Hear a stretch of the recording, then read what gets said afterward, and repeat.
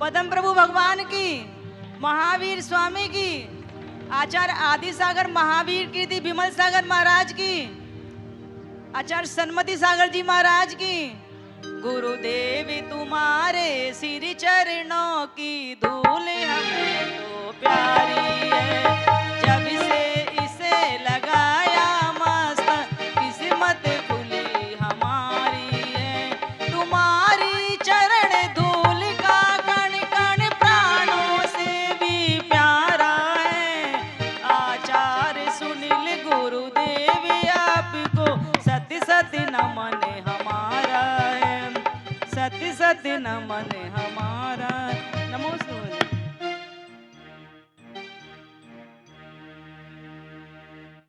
आज अंतर्राष्ट्रीय योग दिवस है।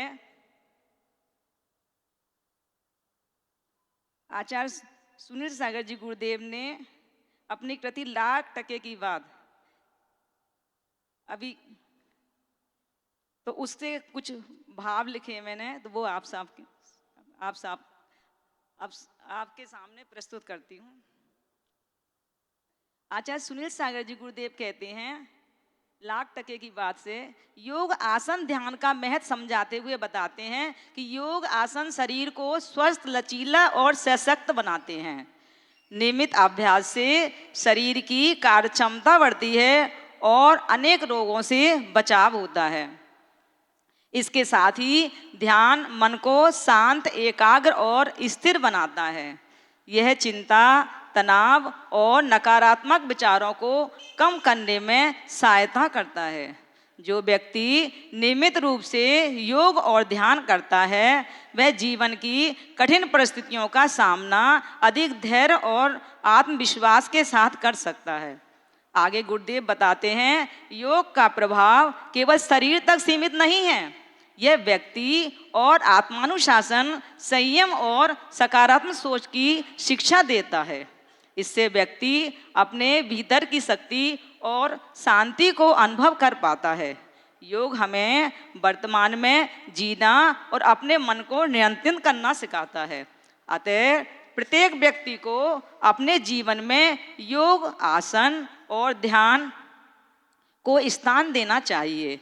यह स्वस्थ शरीर और शांत मन को संतुलित जीवन का सरल और प्रभावी मार्ग है। गुरुदेव कहते हैं, मनुष्य के जीवन में शरीर और मन दोनों का स्वस्थ होना बहुत आवश्यक है। इसलिए हमें अपने शरीर को अनुशासित रखना चाहिए और मन को अच्छे विचारों से भरना चाहिए, तभी जीवन सुखी और संतुलित बन सकता है। अतः शरीर के लिए नियमित व्यायाम, योग और संतुलित भोजन आवश्यक है। यदि शरीर स्वस्थ रहेगा तो हम अपने सभी कार्य अच्छे से कर पाएंगे और मन को अच्छे विचारों और संस्कारों से भर पाएंगे, क्योंकि क्रोध, ईर्ष्या और नकारात्मक सोच मन को अशांत बनाते हैं। अतः हमें अच्छे विचारों को पढ़ना चाहिए, बड़ों का सम्मान करना चाहिए और सकारात्मक सोच रखनी चाहिए। इससे मन शांत और प्रसन्न रहता है, क्योंकि आज के समय में सभी शरीर की देखभाल तो करते हैं लेकिन मन की शांति पर ध्यान नहीं देते, जबकि सच्चा सुख तभी मिलता है जब तन और मन दोनों स्वस्थ हों। अतः हमें योग करके शरीर को अनुशासन में रहकर मन को अच्छे विचारों से भरना चाहिए। यही स्वस्थ, सफल और खुशहाल जीवन का आधार है।